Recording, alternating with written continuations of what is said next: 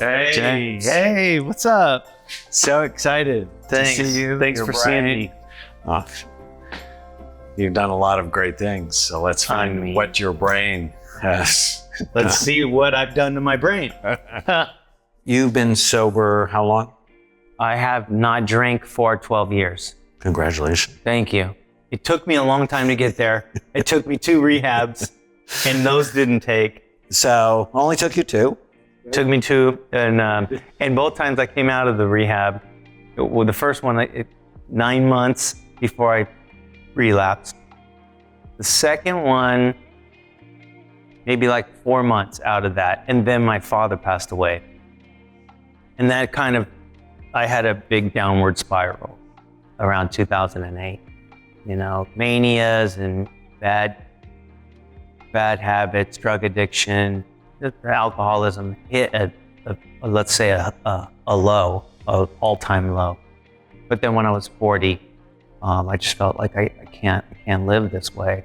And my wife now, that at the time, she's like, if you want to have a family with me, you got to stop this. You got to stop this behavior. I'm not going to put up with it. And that was kind of like, that's my way out. That's what I really want and I dreamt of, was to have a family, a wife, and, people that unconditionally love me, don't care about the music or what I do for, my day job. They don't care about any of that. And she kind of gave me an ultimatum. And I was like, I choose family and sobriety and health. It's really good when someone says, no, I'm not okay with that. If you want me, you have to be okay. Because when you're intoxicated, you're not acting your best self. And it seemed like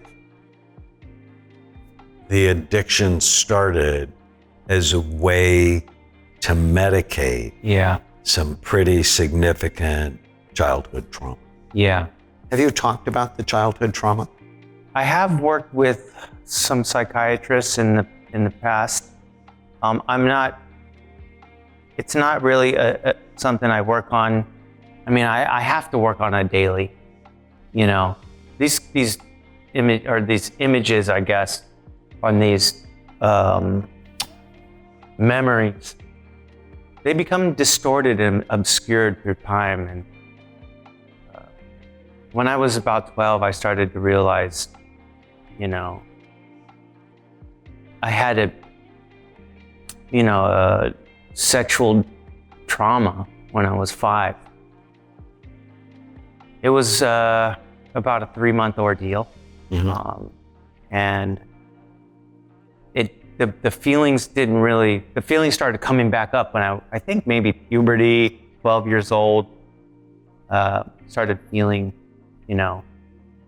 started seeing these kind of like images and started feeling kind of terrorized by it. And then I found alcohol, made that go away.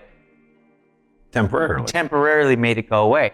But then as my life kind of continued and I got music really made me feel, I learned how to play an instrument, which made me feel like I had a voice again. And especially the guitar, it's loud, I turned it up loud. It made me feel like, gave me that power that I felt like was robbed from me. When did you start playing music? Probably around 14.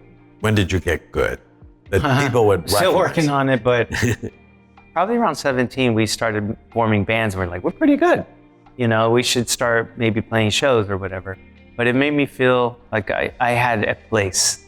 And when we were 17, 18, we decided that we're all gonna move to LA because music in Bakersfield was like your backyard, your friend's backyard party, that kind of thing.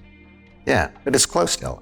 But it's close. So my mom was like, okay, you go make your dreams come true. My mom adopted 3 kids, me, my brother, my sister, all separate biological. And you were adopted at what age? A baby. At birth? Yeah, I guess right after birth. And I read that there are some issues around that. Yeah, I mean, I have like just this abandonment, like questions about why, that have lingered throughout my life. Did your mom know? She knew a little bit, but I always felt like she had some information while she was alive. And both my mom and dad are gone and both passed away. And when they were around, my mom's like, it's fine if you want to know. It's natural that you have questions. Just ask me when you're ready, you know? And I always felt like I was betraying her in a way. Why? I mean, it's just information. I know, but I loved her so much. I'm such a mama's boy. Was she a good mom? Amazing mother.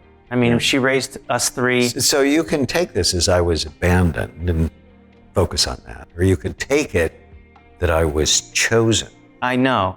That's what That's what gets me through tough times, you know. Because like you were chosen. I was chosen. My mom was stuck with me. Yeah, I didn't think about that.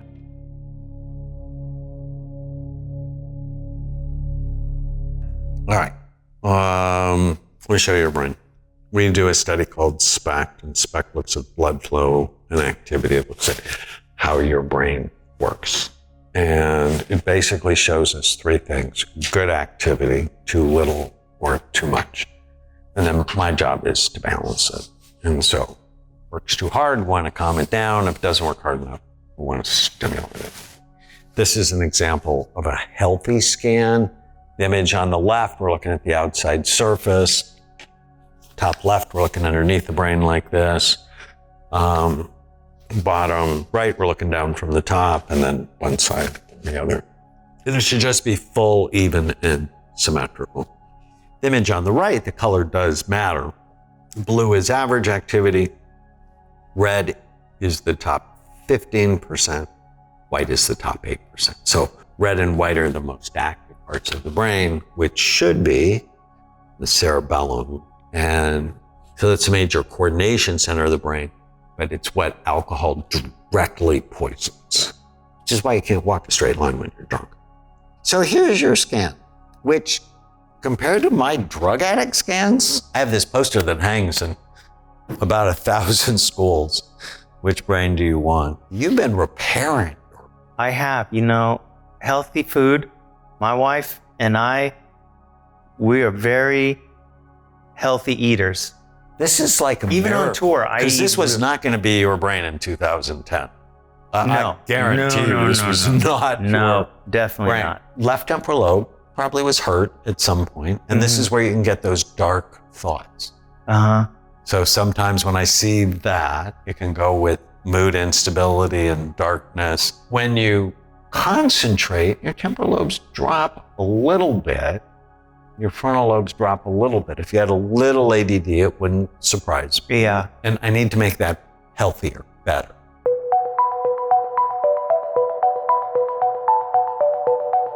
It's feeling like this puzzle is starting to, you know, kind of come together and have a good picture of keeping me from relapsing, because that's one of my biggest fears, you know, and that in itself can create anxiety.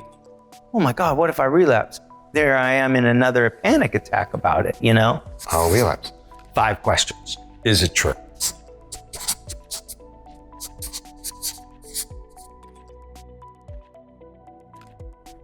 No.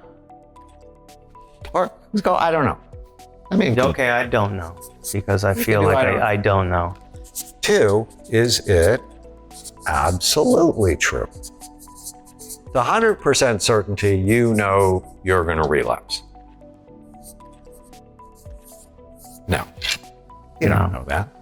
You're 12 years sober, for God's sakes. You have a lot of sobriety. And you don't want to mess up your brain. No. I've come a long way. 3, how do you feel when you have this thought, I'm going to relapse? I feel scared. Scared. Anxious. Worried. Yeah. 3 has 3 parts. How do you act when you have this thought? I feel panicked, like unfocused, and kind of start to feel insecure. There's insecurities. And then, so what's the outcome of that thought? Suffering. Suffering. Yeah. And question 4, and it's very it's process. Do the process. Just do the process. How would I feel without the thought? If you didn't have that thought, how would you feel? Happy. Happy. Relieved. Free. How would you act? More open. More energy.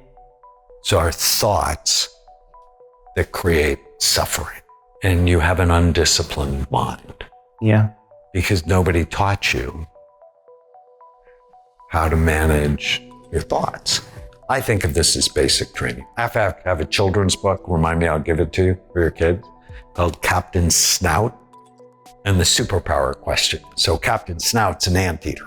Uh-huh. You have to develop an internal anteater, take the original thought or relapse and flip it to the opposite. I won't relapse.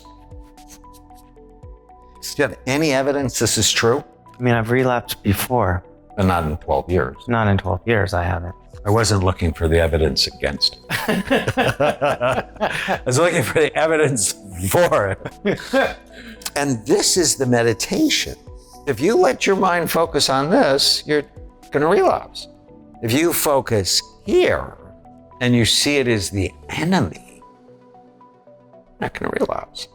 Because you start looking at the liquor store, there's a whole bunch of pain. And I want your brain to see the pain Yes. of you relapsing. Play it out. Not the enjoyment of a short-term remedy. Right. You get rid of the pain for 4 hours. And then it's 10 times as worse. Alcohol lies to you. The thought of the relapse, and I keep focusing on that. It starts to gain this gravity that it's pulling me in. Right. Yeah. Because it's lying to you. It's seductive. Yes, it is.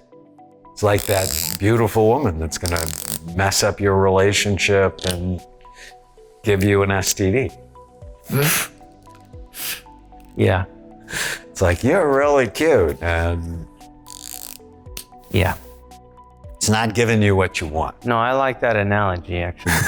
If you do this 100 times on 100 of your bad thoughts, Yeah. your brain will just start automatically flipping it. You just flip things and then play with thoughts. I mean, that's what Eckhart told. It's like you play with it. Yeah. You just don't attach to them unless they serve you. Mm-hmm. Alcohol will hurt me attached to that thought. Because you have a lot of evidence. Yeah. In your gut, you have 100 trillion bugs. It's called your microbiome. They make neurotransmitters. They digest your food. They're sort of like your army. They protect you. 60% of your immunity is in your gut bugs or the microbiome. What does alcohol kill? All those bugs. Questions? No, I don't have any questions. I'm here for answers, man. How can I be a better me? How can I be a better father, husband? That's really what I want to do. So every day you're modeling health or illness. Mm-hmm. So you want to be a better dad Yeah. and a better husband. Model